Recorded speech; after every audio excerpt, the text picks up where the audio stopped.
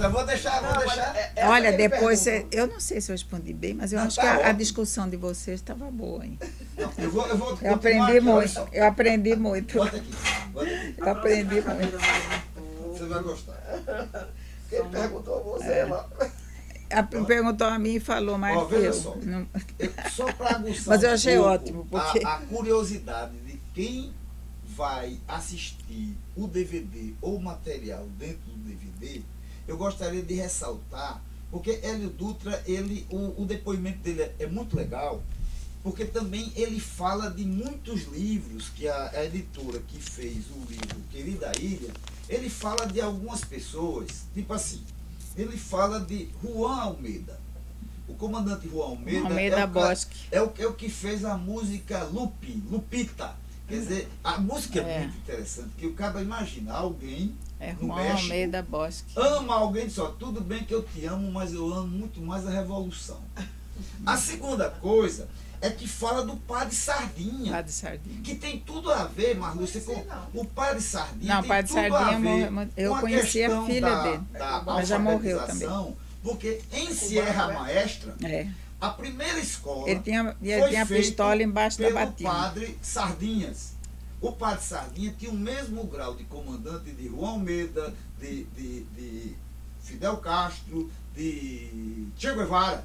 E ele, inclusive, antecede, porque todo mundo fala de Camilo Torres, mas o Padre Sardinha é anterior a Camilo Torres. Isso também tira um pouco aquela ideia que todo mundo diz, tem revolução, não tem religião. É.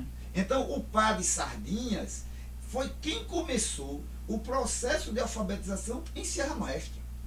Olha aí. Ele Então- tinha a revólver embaixo da batina. Então, quer Escondido dizer, eu acho assim que pra ver ela parda. Hélio, viu, Dora? O relato dele é muito legal, que ele conta como fosse causos.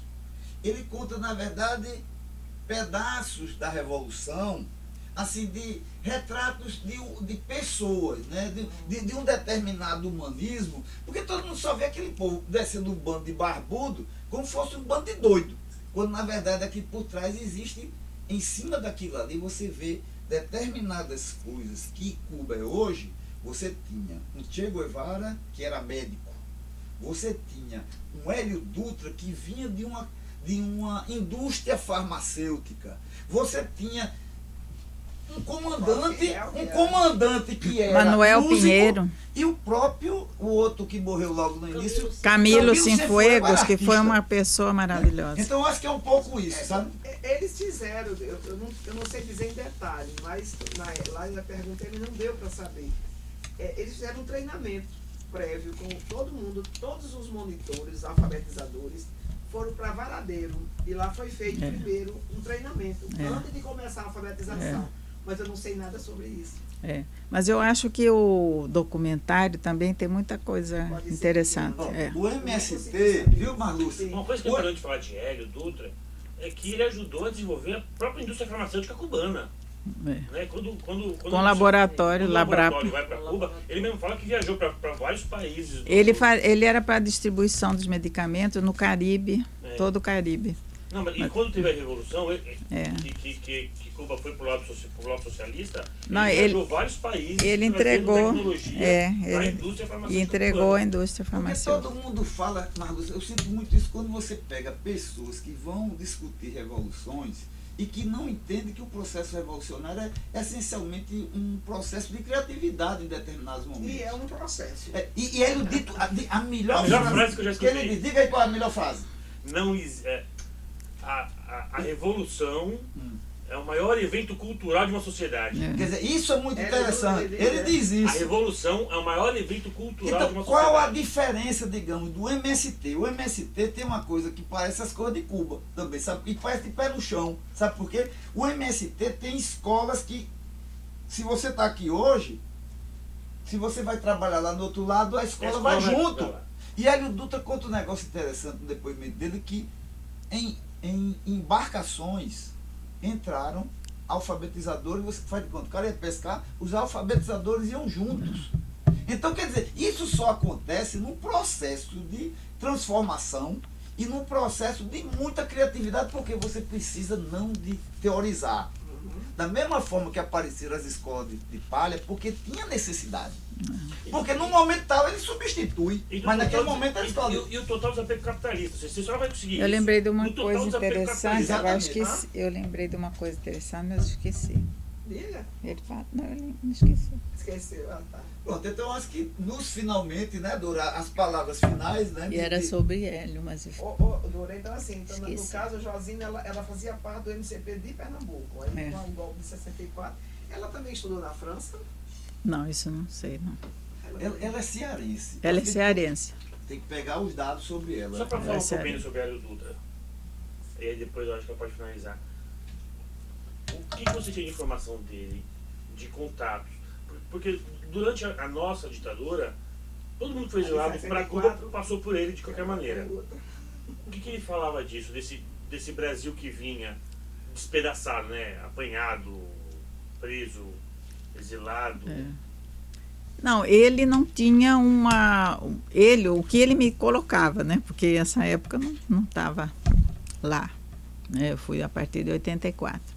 Mas o que ele me dizia sempre, e transmitia isso, era sempre uma palavra não é só de otimismo, é de otimismo revolucionário calcado em concepções muito bem sedimentadas, né? De construção de uma nova sociedade. Então, que isso era uma parte da história. A história não é linear, ela tem altos e baixos, a gente perde e ganha, né? E a gente perde, às vezes, em estratégias e ganha politicamente. Como eles dizem muito lá, por exemplo, o assalto ao quartel-Moncada foi uma derrota militar, mas não foi uma derrota política.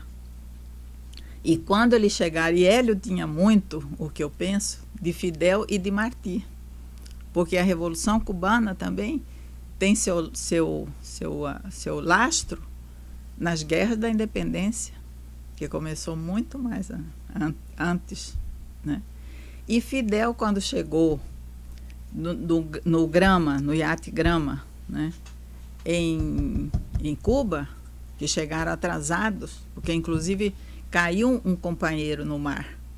E alguns diziam, não vamos voltar, porque o Grama cabia 9, 12 pessoas e tinha 80. Então, se voltasse, podia morrer todo mundo. Ele disse, não, Fidel, é um companheiro. Nós temos que salvar. E salvaram essa pessoa. E chegaram, inclusive, atrasados também por conta de um atraso lá no caminho. Era difícil isso, né? Eu, inclusive, tive a satisfação de conhecer o dono do iate Grama, que tem um ano a mais que Fidel, acho, um ano a menos. Chama Ercuate, lá em Cuba. Conversamos muito lá.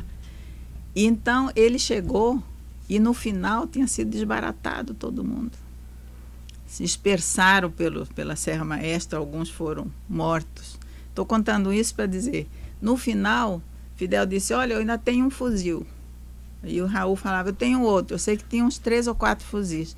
Ele diz, com estes homens, que eu acho que eram 8 e 9, com esses fuzis já ganhamos a guerra. Fidel Castro falou isso. Todo mundo olhou para ele assim, já ganhamos a guerra. Então é esse espírito de combativo e essa coisa, e inclusive isso foi, o desembarque do iate Grama foi em 56, né? São 50 e... A entrada em Cuba Agora, foi 59. Hã? A entrada em Cuba foi 59. Não, essa foi a Revolução. Gente, eu esqueci a entrada do iate Grama. Depois você corta isso aí, mas falei. Então, daí a poucos anos, pode dizer assim, daí a poucos anos, triunfou a Revolução. Então, eu acho que, dizendo agora, voltando a Hélio Dutra, era esse espírito que Hélio Dutra tinha. Nunca ele disse para os exilados, pelo que ele me dizia, nunca ele disse assim, ai, que pena, vocês estão aqui, pobrezinhos. Não. Sempre com uma palavra de otimismo e não de uma esperança vã, mas de uma resistência, que é isso que a gente tem que ter agora. Né, aqui. Então, sempre com essa resistência. Então, ele era assim, ele ajudava, né, mas não era aquela ajuda do piegas, do não sei o quê, não era isso. Então, essa coisa dele, sempre, né, foi assim. com todos. Quando chegava um jornalista na casa dele para fazer uma entrevista, nossa, ele tinha muito uma coisa de fazer assim com o ombro, ele queria subir cada vez mais, nada de baixar a guarda, né? Então eu acho que isso foi muito importante para todos que foram na época, né? É tão especial que E até hoje agora, né? é tão especial que ele contamina, no sentido mais positivo possível, as lutas nossas até hoje. Eu acho que assim, às vezes a gente vê a história de uma pessoa, mas nessa história está contida toda uma história de uma geração e que passa para outras. Então não é simplesmente a pessoa, mas é o que a pessoa representa para o coletivo maior. Eu acho que isso é Hélio Dutra e vale a pena ver o DVD. E palmas para Hélio Dutra. Eu acho que ficou ótimo. Não sei, gente.